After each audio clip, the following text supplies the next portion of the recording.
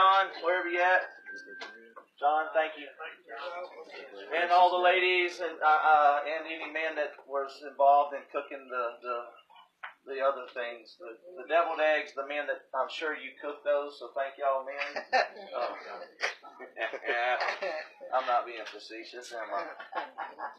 No, but seriously, thank y'all and thank you for coming. And this being what we celebrate as the resurrection of our Jesus, right? This weekend. Now, I was telling my kids yesterday, I'm not going to argue about when he actually died. I just don't see it as yesterday. You know, counting it up 3 days, 3 nights, it doesn't come up to in the morning being yesterday. 3 nights is not on Friday. That's Friday night, Saturday night. But I'm not going to argue that point. The point is that he was raised from the dead, right? Amen. That is the point. That's what we're here to celebrate. But as doing that, the best way I know how is through the Lord's Supper. And I'm going to read this, and we're going to talk about it for a minute before we partake of the table of the Lord. It says here in 1 Corinthians 11:23, "For I received from the Lord that which I also delivered to you, that the Lord Jesus, in the night in which he was betrayed, took bread, and when he had given thanks, he broke it and said, 'This is my body, which is for you. Do this in remembrance of me.' In the same way, he took the cup also after supper, saying, 'This cup is the new covenant in my blood. Do this as often as you drink it in remembrance of me. For as often as you eat this bread and drink the cup, you proclaim the Lord's death until he comes. Therefore, whoever eats the bread or drinks the cup of the Lord in an unworthy manner shall be guilty of the body and the blood of the Lord. But a man must examine himself, and in so doing he is to eat of the bread and drink of the cup. For he who eats and drinks judgment to himself if he does not judge the body rightly. For this reason, many among you are weak and sick, and a number sleep. But if we judged ourselves rightly, we would not be judged.'" And I'm going to stop there. These are the verses that most people read when it comes time to do communion. Does everybody receive your cup and the matzah bread? Okay, this is grape juice. This is supposed to be grape juice. It's brand new grape juice. So, if you smell anything funny there, it's not on our end. Okay? But no, seriously, when it comes to these verses right here, the Bible is very clear. It says, "Let a man not take it unworthily." And a lot of times we address that as sin in the life, and it can be. But let me propose something to you. The body and the blood of our Savior. That's what he is saying right there. And taking the body and the blood of our Savior unworthily, we immediately go to sin. And yes, if there is sin, by all means, let's repent and let's go forward, okay? But let's talk about the body. All the scripture verses in the Bible concerning the body of our Savior, what was his body rent for? Our healing, correct? His blood was shed for our forgiveness, correct? By his stripes we are healed. If you'll study New Testament church, when they partook of communion in early New Testament church, there was not a lot of sickness among them because they understood what they were partaking of. The body. When we partake of the body of Christ, that which was rent for us, there at the whipping post and at the praetorium, and what he gave freely for us by his stripes on his body. If you had seen this matzah bread before it was broken, you would have seen stripes in it where it was cooked, representing. You see the holes in it, representing Jesus. Everything to do with communion is representing Jesus and what he did for us that we celebrate this week. But I want to tell you tonight, if there is sickness in your body, as we partake of this right here, we will receive healing in our body if we partake of it worthily. Are you following me? And what I mean is, when it comes to the blood of Jesus, so many of us, we know about the blood. Without the blood of Jesus, there is no forgiveness. There's no remission of sin. We've got that one pretty much down and covered. But when it comes to healing, when it comes to taking of the piece of bread, what it represents, the body of our Jesus, without his body being rent. I mean, by his stripes, correct? When you take this piece of wafer, this piece of matzah bread, and you take this and you eat it, you're doing this in remembrance of what he did for you. And I'm telling you right now, those verses right there, taking it unworthily, yes, I'm all about, if there is sin, by all means, repent, let's go forward. But I'm telling you right now, it also is representing taking it unworthily in the sense of not remembering what his body was really done for you. not remembering where your healing comes from. In every one of us here, we've lost people. There's a whole lot of things we can't understand the whys. I got it, okay? But it doesn't change the Word of God. That the Word of God is true and by His stripes. And that's what we believe. That's what we stand on. And tonight, when we partake of this, we're going to do this in remembrance of His body. And I'm telling you, right now, I want you to remember the stripes that He bore. I want you to remember the crown of thorns that was put upon His head and beat upon Him. I want you to remember how they pulled plugs out of His beard and how His back was furrowed for you. And I don't know where you are with Jesus. That is not for me to judge. That is not for me to decide. But I do know this. Every one of us will stand before God and give account for everything we've done. And everybody here has made mistakes. Everybody here has sinned. Everybody here has a past. Everybody here has things that we're not proud of and we're ashamed of. But let me tell you about the blood of Jesus. When we repent, when we say, God, forgive me, and when you mean it, when you cry out and say in heaven, God, I've done wrong here, forgive me, and you genuinely mean it, and the blood of Jesus is applied to your life, and His forgiveness, it says, as far as the east is from the west, so far as He removed our transgressions from us. So if there is anything in your life tonight, by all means, if God is telling you something, if there's something in your life, and hear me, you do not have to partake of this. This is just available. If you don't feel comfortable, by all means, do not do it. But if you tonight, you want to say, I'm celebrating the body of my Savior. I'm celebrating the blood of my Savior. I'm celebrating what Jesus did for me, and I'm remembering His body. I'm remembering His blood. I'm remembering what He paid and bought for me. And I'm remembering that tonight, that my back is healed. My kidneys are healed. Infections in the blood are healed. Diabetes is healed. I'm remembering it. My mind comes back to me. I'm remembering what Jesus did for me, and my knees are healed. My toes are healed. Whatever it is you're in need of tonight, I highly encourage you. Let's remember what He has done for us. Yes. Are you with me? Amen.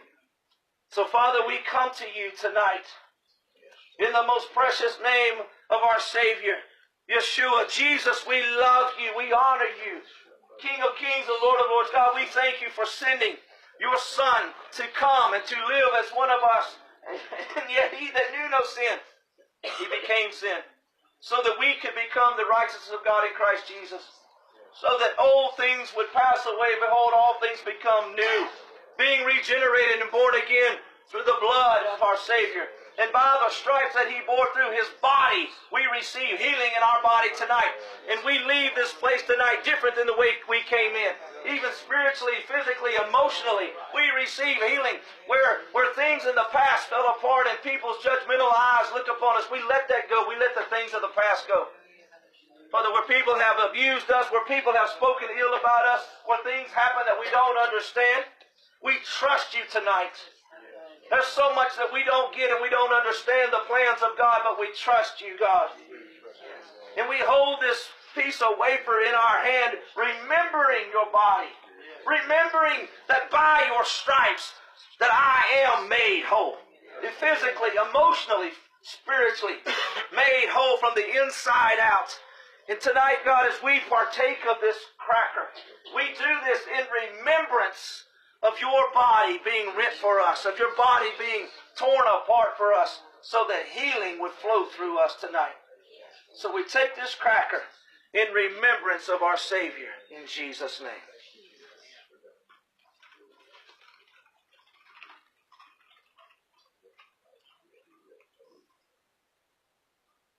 And this cup of juice in front of us, representing the most precious thing that we know, the blood of Jesus. You redeemed us. You called us by name. You fashioned us. You formed us. You knit us together in our mother's womb. Not one of us here is a mistake. Not one of us here is an uh-oh. You fashioned every one of us, and you have a plan tonight for us. You have destiny for every one of us, regardless of our age, of how old or how young we are, of things we've experienced, and where we may have misstepped. Father, I ask you that the keeper of time, the one that aligns would align us tonight. That if we misstepped and if we got out of the plan of God, God, that you would cause us to be in alignment with the plans of God, the purposes of God, and the timing of God. We celebrate what you do for us and what you did for us through this juice representing your blood, that without your blood, God, we would have no hope. But it's not just your blood that we celebrate. We celebrate the life that came back in that body. That on that day, he arose victorious, triumphant forevermore. He arose from the grave, holding the keys of death, hell, and the grave. He disarmed our enemy and made a public spectacle of him openly. And we celebrate the victorious reign of our King, the one who ascended on high, the one who sits at the right hand of the throne of God right now, the one who's interceding for each one of us right now. We celebrate you, God. It's not just Easter and the name and the things that we get together with family and do and the eating. We celebrate and we remember the life that you gave to us through your blood. Regardless of our backgrounds, of denominations, of this, of that, or the other. Father, we remember you right now. We remember the blood, and without your blood, we would have no hope. And without your resurrection, we would have no hope. So we celebrate the life that you gave us through your blood, Jesus. So we return to you tonight, King of Kings and Lord of Lords. And God, I ask you as we partake of this juice representing your blood, that you would bless each one of my brothers and sisters here. That you would cause life to come forth inside of us, inside of our homes, inside of our marriages, inside of our ministries, inside of the life-giving that's coming from the throne of God, that river of life that flows from you even right now. We receive a refreshing of the Holy Ghost. We receive a refreshing of the winds of God. We receive a refreshing from the rivers of life that comes from the throne of God tonight. So, Father, tonight we remember and we celebrate the goodness of our God. We have fellowship together today. We have broken physical bread together today. We have broken the bread representing your body today. And now we finish this by celebrating the blood of our Savior. So, Father, we celebrate you tonight in all that you did for us. And we take this juice and we remember you in Jesus' name. Hallelujah. Hallelujah. Hallelujah, Jesus. Hallelujah, Jesus. We love you. And we honor you, God. We thank you for all that you've done for us today, for bringing us together from Shreveport and Bossier all the way, Mother, where we all come from Texas and all over, that we've come together today. And for those that are joining us via live, Father, we celebrate the goodness of our God. We celebrate the faithfulness of our King. People of God, I tell you, look, it's not about the yesterdays, it's about today. So what we're going to do is we're going to forget the things that lie behind us and we're going to press on. Being renewed in the things of God. Being renewed in the things of the Spirit of God. May the refreshings of the winds of heaven blow upon you in your home. May the Lord himself bless you mightily. May the greatness of the grace of God be yours and the fellowship of the Spirit. Jesus, we declare our love for you afresh and anew today. And we are not ashamed of the gospel. For you are the power of God for salvation to those who believe. We celebrate the goodness of our Savior. God, we return again and we say thank you for all that you've done for us, what we've seen and what we don't see. Things that we don't even know you did for us, and you rebuked it. You stepped in on our behalf, and we say thank you. Father, we say thank you tonight that our lives are changed, that healing flows in this room, this outside under this tent and around this tent. That healing flows, God, that virtue into backs and coming into alignment in hips and knees and ligaments and nerve endings and bones and structures and mental capacities and eyesights. We are made whole through the authority of our King, Lord of glory. Yes. And we love you, yes, Jesus. Yes. We thank you for fellowship. Yes. And as we continue to fellowship, we just celebrate you, Jesus. And I appreciate everyone that came. I appreciate you. I honor you. May the Lord bless you mightily. May the eyes of the Lord look down upon you in favor. And may peace be in your homes. In Jesus' name. May the Lord bless you and keep you and cause His countenance to shine upon you and bring you peace. Be blessed in the Holy Ghost in Jesus' name. Hallelujah. Amen.